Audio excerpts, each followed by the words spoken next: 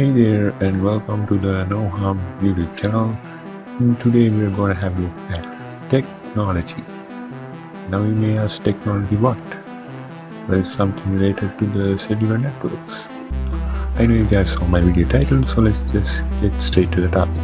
In today's video, I'm going to be explaining about the 5G technology.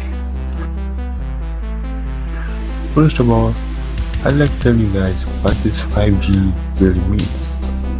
Well, 5G is referring to the fifth generation of wireless network technology. It's regarded as the next big thing among all those big network carriers such as Sprint, Verizon and AT&T in the US. Now, you may have heard about its previous generations like 2G, which was super slow, followed by 3G, which was also slow in some cases, which was then followed by 4G. And this is what most people have been using and was by far the fastest among all its previous generations, and now comes in 5G. The main concept that differentiates these generations among each other is its speed.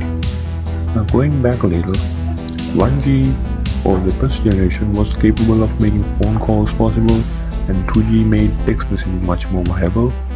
3G was like a huge jump from the normal text messages to an average speed to browse the internet. It was also possible on 2G, but 3G made it look bigger. And 4G came and it was an increase of overall internet speed compared to 3G, and 5G is said to be way faster than 4G.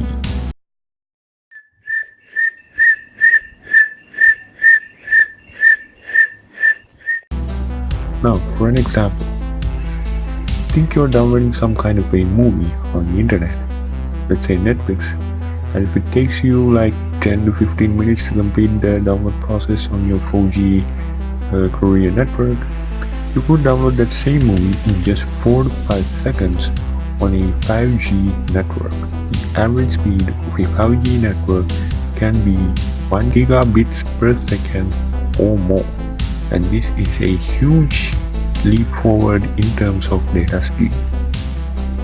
And quite frankly, many industry experts believe that 5G networks alongside the existing 4G LTE networks will be 10 to 20 times faster than 4G is when 5G is fully deployed in the real world.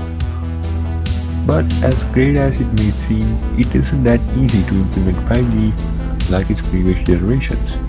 You will need to have some special nodes, like in the picture above, to experience this network. Now you may ask me what this node is. Well, 5G towers are significantly smaller in size. Well, it's like a size of a mini fridge. And therefore it is possible to put them in a variety of locations that could have never worked in the past.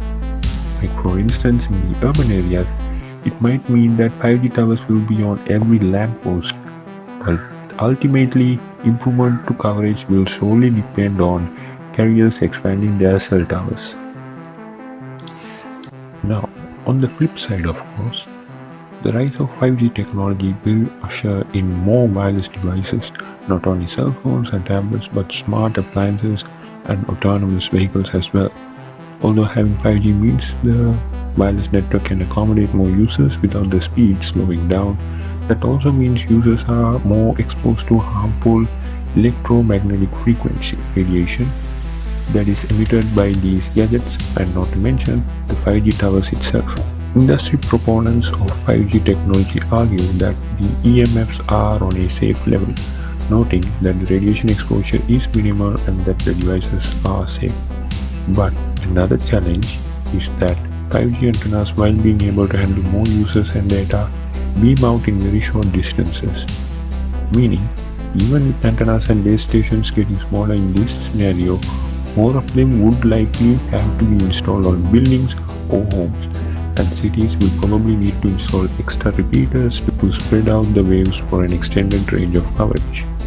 But if we look on the bright side, we can tap into 5G technology and it would allow more capacity for multiple devices to be used at once within the same area. A 5G cell tower could handle 100 more unique devices than a 4G tower ever could due to its unsurmountable amount of data transfer speed. And due to this speed, 5G lowers latency by a lot in comparison to 4G, which is definitely a good news for all the gamers out there. And that's all for today, guys.